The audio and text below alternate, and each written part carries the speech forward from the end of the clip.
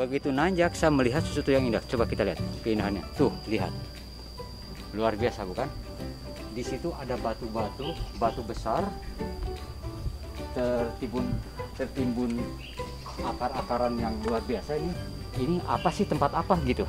Ini katanya, ini kita sudah masuk di daerah Gadogan Kuda. Untuk jelasnya, yuk kita lihat. Ini ada gua. Kita masuk ke guanya. Ada penjelasan situs di situ. Situs apa? Kita lihat yuk situsnya.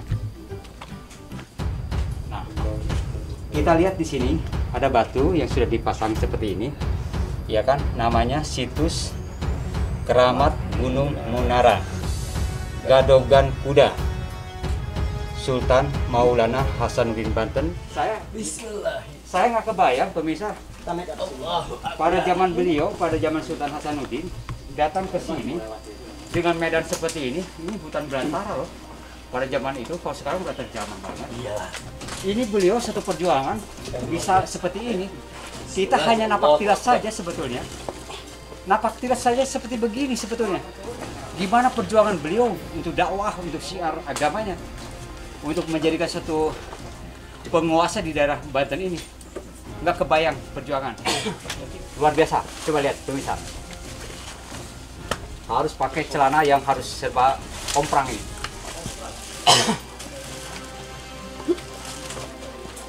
Wah, ternyata Ustaz, lihat beliau walaupun perut hebat. Percaya saya, berarti nanti kita ajak lagi hiking ke Gunung Ciremai.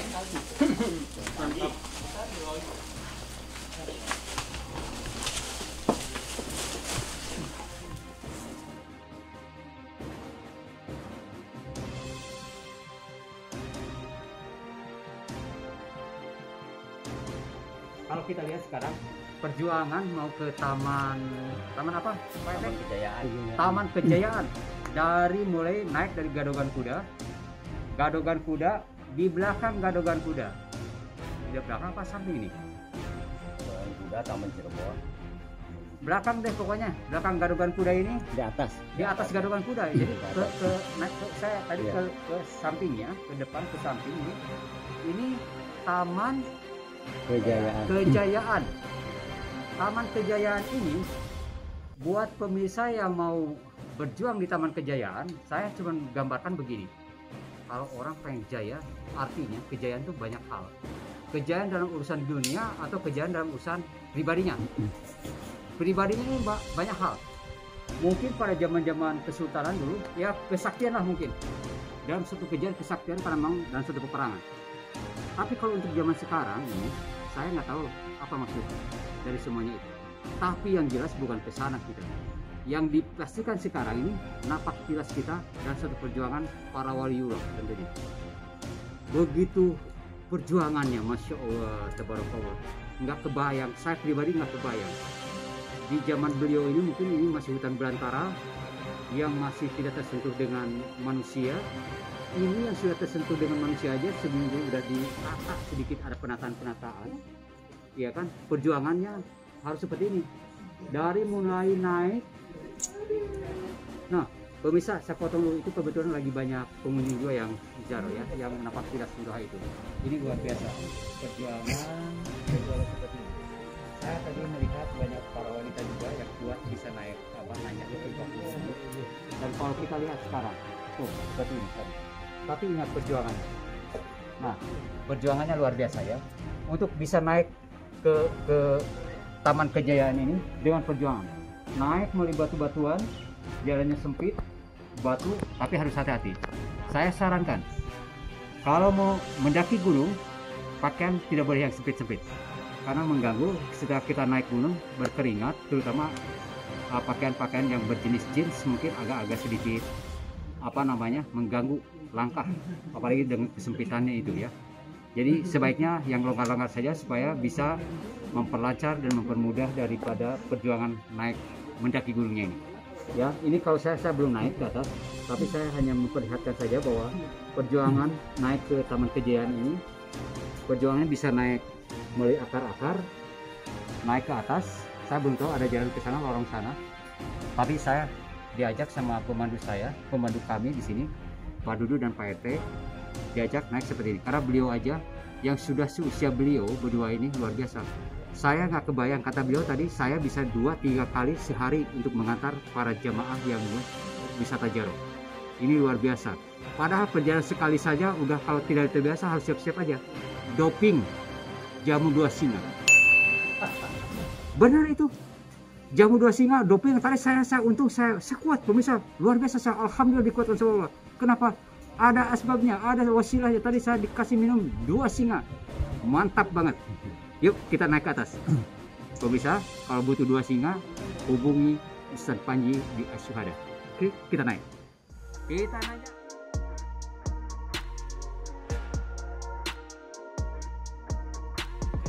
Nah pemirsa, saya tadi dan sebujang naiknya, padahal dari naik mulai akar-akar dan ranting-ranting itu nggak jauh, begitu naik ini tamannya katanya ada air. Tapi saya mau jelaskan dulu, itu saya nyari adik saya tuh, lihat, saya kaget tuh, beliau udah tahu zuhur tadi sudah duduk di sana, sholat zuhur di sana. Saya nyari, saya monitor melalui HP kami, senyum-senyum saja beliau. Rupanya sudah punya tempat beliau di Taman Kejayaan. Perjuangan kami tadi nyari-nyari, ternyata sampai segitu. Makanya ini perjuangan. Bisa naik ini, kebetulan hampir datar. Kalau kami tahu keberadaan di taman ini, kecil tamannya, ya kan? Tapi ya itu tadi, mungkin ada wasilahnya itu tadi, ya. Kalau datar seperti ini, tuh indah, datar. Padahal lihat kalau ke bawah, masya Allah, tabarakallah. Ini kekuasaan Allah, ciptaan Allah yang begitu indah dipandang mata. Duduk di Taman Kejayaan, menghadapi air, menghadap ke panorama yang indah. Ini sekali lagi, saya selalu katakan, inilah pesona Rumpin.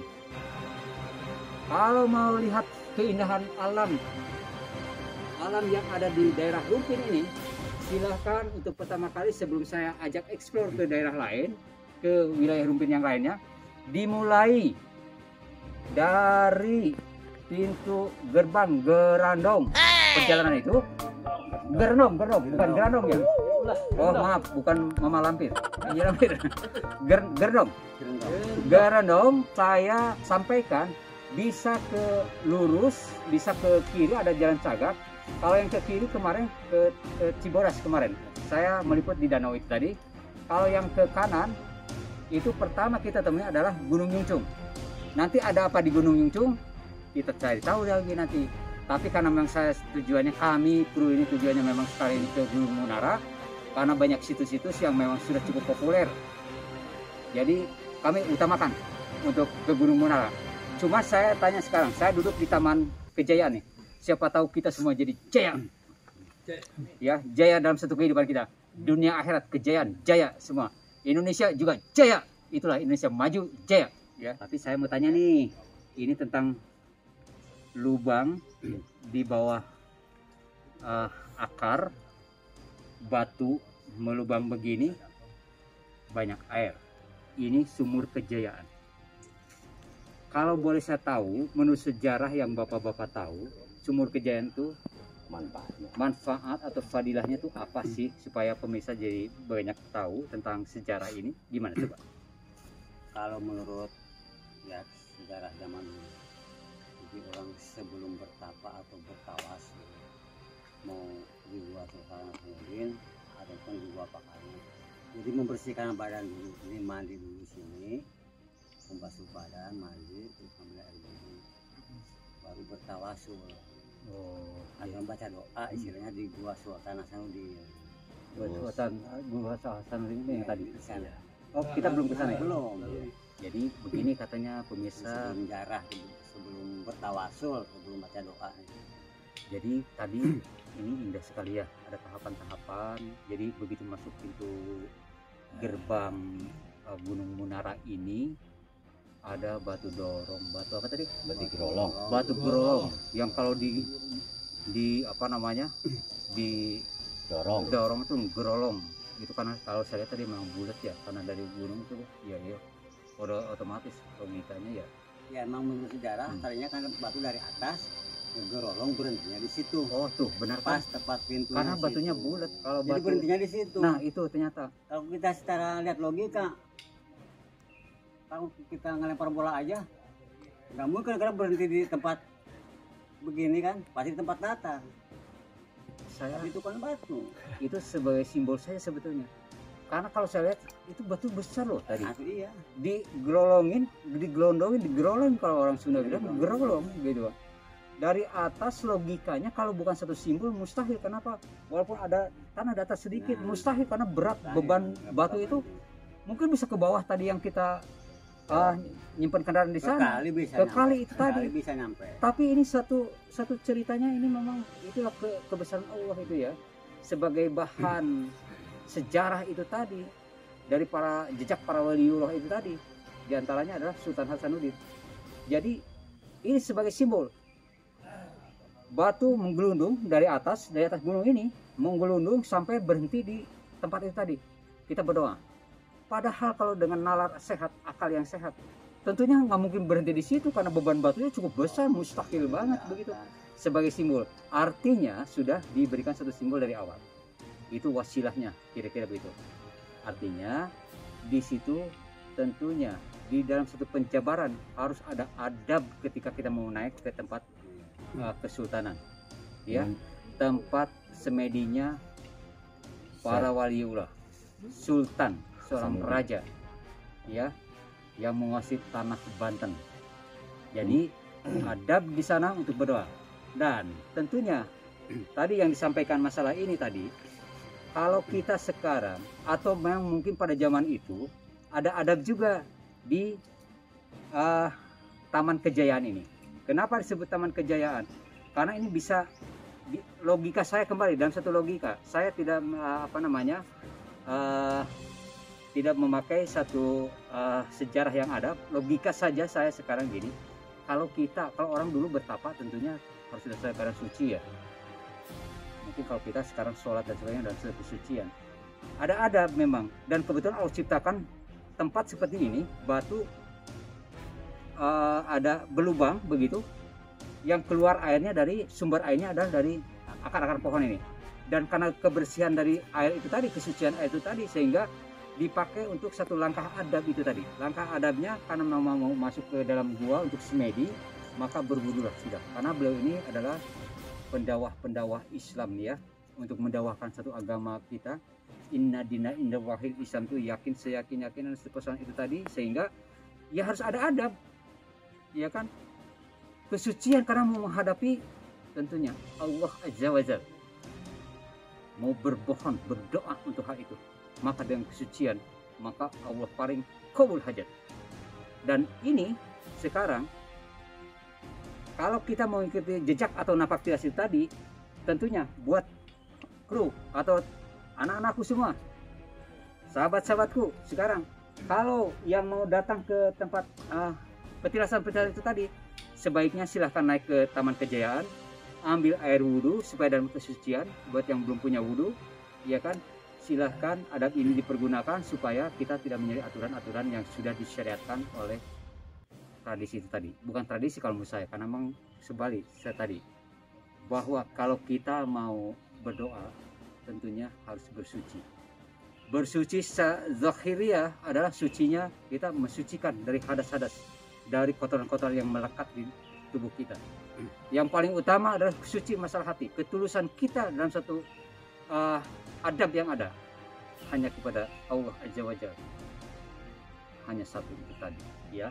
Maka sekarang akan dicontohkan oleh Pak Dudu, karena Pak Dudu yang akan mengantar kami berdoa di tempat petilasan Sultan Hasanuddin. Silakan Pak. Tapi ada juga ini bisa dipakai buat usaha. Oh gitu. Ya, ini taman air ini diambil gitu. Jadi dia kalau misalnya nih warungnya lagi sepi apa, jadi disiram di tempat-tempat dia usaha supaya jaya, supaya maju lagi. Oh begitu ya. Ya. Ini tentang kejayaan ini, Ya. tentang kejayaan buat yang mempercayai akan hal itu, syariat itu, ya kan. Tentunya ini bisa dipakai mahabah Syariat. syariat mahabbah, kecintaan. Kata Pak RT tadi, kata Pak Yanto, banyak orang yang melaksanakan satu kebiasaan-kebiasaan yang keyakinannya untuk berdoa, ya, untuk usaha dengan satu syariat, maka bisa ngambil air kejayaan di sini. Air kejayaan ini untuk apa saja tadi? Jikalau yang berniaga usahanya sepi katanya, supaya maju lagi, supaya bagus lagi, maju lagi, terus bisa hidup lagi, tentunya harus ngambil air ini terus berdoa sebagai syariat, terus entah sebagai apa untuk petunjuk lainnya, monggo silakan kepada yang membimbingnya. Dan juga dalam satu logikanya begini, kejayaan buat para jomblo juga mungkin yang belum punya pasangan-pasangan di tempat kejayaan ini, silakan ambil air untuk berwudu, ya kan? Jadi terlihat jaya, kejayaan itu bisa laris manis, bisa hidup lagi, jaya dalam satu kejayaan. Jadi dalam satu pengertian jaya lahir batin begitu, buat yang mempercayai tentunya, ya. Jadi itu tambahan dari Pak RT Yanto setelah dari penjelasan Pak Duduk, ya. Jadi gitu, ini air kejayaan buat, sekali lagi, buat sahabat-sahabat Jeho dimanapun berada. Jikalau dalam pengertian keyakinan sobat-sobat yang ada, monggo, tadi saya dan Pak Dudu, Pak RT Yanto pun juga sudah menjelaskan tentang fadilah, manfaat, syariat yang harus dijalankan dalam satu ritualisasi. Monggo silahkan, ya. Nah pemirsa, ini saya nggak sengaja nih, ini ada pohon pada saya gatal sakit, ini nih pohon begini nih, hati-hati ya. Buat pemirsa yang datang ke hutan, makanya harus lengkap, ya kan, berpakaian seperti ini supaya kegesek. Ini ada bulu, ada bulus ini. Nggak apa-apa dibuang, nggak apa-apa, ya. bukan fulus itu. Ya, ini hanya sekedar saya menginformasikan buat yang belum pernah ke hutan, ini hati-hati, hindari ini. Buat yang tidak kulitnya agak sedikit sensitif, hindari pohonan ini. Ya, saya pikir tadi apa? Ternyata bulus. Oh, daun pulus. Daun pulus, kalau orang Jawa Barat tuh daun pulus keser bojong. Jaipongan. Ini daunnya. Daun pulus keser bojong. Keser bojong. Bojong keser. Sampai ketemu di gua apa namanya? Di gua berikut, ya. Ayo Don, buruk. Terima kasih telah menonton video dari kami. Jika kalian suka dengan videonya, jangan lupa like, comment, and subscribe, dan share ke teman-teman kalian agar channel ini bisa lebih berkembang ke depannya. Tanpa kalian kami bukan apa-apa. Terima kasih, salam Jeho.